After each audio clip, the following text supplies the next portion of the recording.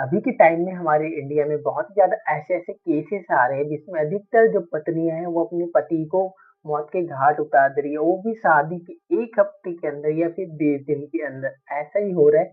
तो आज भी एक ऐसी मैं घटना से रूबरू कराने के लिए आया हूँ, जहाँ पे एक पत्नी जो है शादी होके आती है और होने के बाद वो 4 दिनों के अंदर अपने पति को मौत के घाट उतार के उसको फेंक देती है। तो आइए इस घटना को हम डिटेल में जानते हैं, तो चैनल पे नए हो तो सब्सक्राइब कर लीजिए एंड मेरा नाम हेमंत है एंड अब वीडियो कहाँ से आप डिलीट कर रहे हो, वो अपना प्यारा सा नेम एंड सिटी नेम हमें ज़रूर कमेंट बॉक्स में बताइए। जो कहानी और घटना मैं आपको सुनाने जा रहा हूँ, वो अहमदाबाद से है, जहाँ एक भाविक नाम का लड़का होता है, जिसकी शादी एक पायल नाम की लड़की से होती है, अहमदाबाद में। और होने के बाद बढ़िया से रीति-रिवाज के साथ वो अपने घर लेके आता है अपनी दुल्हनिया को एंड वहाँ पे जो भी रस्म होता है, उसको कंप्लीट करने के बाद जो दुल्हन होती है, वो वापस अपने मायके चली जाती है। अब मायके में जो रस्म होता है, उसको निभाने के लिए जो भावुक होता है, वो अपने घर से अपने पत्नी के घर जाते रहता है, ताकि वहाँ के रस्म को निभा के अपनी पत्नी को लेके आके अपना जो जीवन है, वो नया जीवन वो स्टार्ट कर सके। लेकिन ऐसा क्या हो जाता है कि भावुक जो है, वो रास्ते से गायब हो जाता है। अब दिन भर का समय लग जाता है। घरवालों को लगता है कि भावुक अपने पत्नी के घर पहुँच गया होगा, लेकिन जो पत्नी की के घरवाले थे, वो चिंता में थे कि अभी तक दामाद जी क्यों नहीं आए। अब वो कॉल करते हैं भावुक के घर में कि अभी तक भावुक क्यों नहीं पहुँचा है मायके।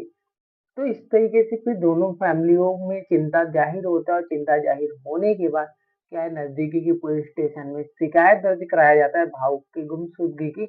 और जैसे ही गुमशुदगी की रिपोर्ट दर्ज करा रही है, तो उसके बाद क्या है, अभी के टाइम में इंडिया में ऐसे केसेस बहुत हो रही है, तो सबसे पहले पुलिस को शक जाता है उसकी पत्नी पायल पर। फिर क्या है, मौके पे पता भी चलता है पुलिस को कि जो भावुक है वो अपनी पत्नी को लेने ही गया था और बीच रास्ते में ही उसकी स्कूटी मिलती है और उसका अता-पता नहीं है। फिर जो पुलिस है वो मौके पे पायल को हिरासत में ले लेती है और हिरासत में लेने के बाद जब पायल से पूछताछ किया जाता है बैठा के, तो शुरुआत में पायल जो है वो तो घुमाने लगती है। लेकिन जब सख्ती से पुलिस के सामने पूछा जाता है पायल को, तो अपने आप को ज़्यादा देर तक बचा नहीं पाती और बता देती है कि उसी ने अपने बॉयफ्रेंड के थ्रू भावुक की हत्या करा दी है। तो फिर पुलिस जो है मामले में स्टार्टिंग से पूछती है कि स्टार्टिंग से बताओ कि आखिर हुआ क्या था जिस वज़ह से तुमने भावुक की हत्या करा दी? अब क्या होता है, पायल जो थी वो अपने मामा के लड़के कलेश से प्यार करती थी। अब कलेश से वो शादी भी करना चाहती थी, लेकिन उसके घरवाले नहीं मान रहे थे। इस वजह से उसकी ज़बरदस्ती शादी करा देते हैं भावुक के साथ। और भावुक के साथ शादी होने के बाद जब वो मायके आ जाती है, तो वो प्लानिंग करती है कि कैसे कलेश के साथ रहना है उसे और भावुक को रास्ते से हटाना है। अब इस तरीके से क्या है कि जब वो मायके आ चुकी होती है पायल, तो उसको लेने के लिए भावुक जब अपने घर से निकलता है स्कूटी से, तो उसे टाइम-टाइम पे पायल जो है वो कॉल करती रहती है और उसका लोकेशन ट्रैक करती रहती है और उस लोकेशन को वो कलेश को बता देती है और कलेश जो था, वो अपने भाइयों के सहारे 3 लोगों के साथ आता है इनोवा गाड़ी से और स्कूटी को टक्कर मारता है और टक्कर मारने के बाद फिर क्या हो जाता है, उसको अपनी गाड़ी में बैठा लेते हैं भावुक को और उसको बैठाने के बाद उसी गाड़ी में उसकी गला दबा के हत्या करके नर्मदा नदी में उसको फेंक देते।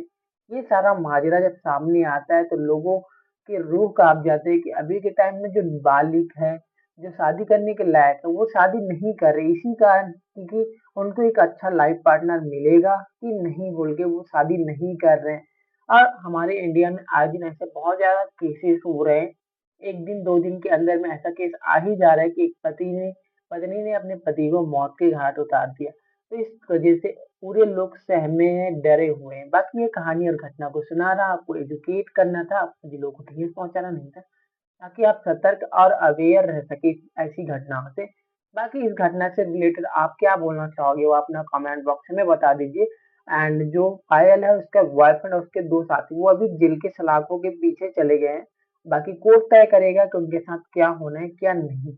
बाकी चैनल पे नए हो तो सब्सक्राइब कर लीजिए। बाकी मिलते हैं जी नेक्स्ट घटना में, तब तक के लिए खुद खुश रहिए और अपने फैमिली को भी सतर्क रखिए।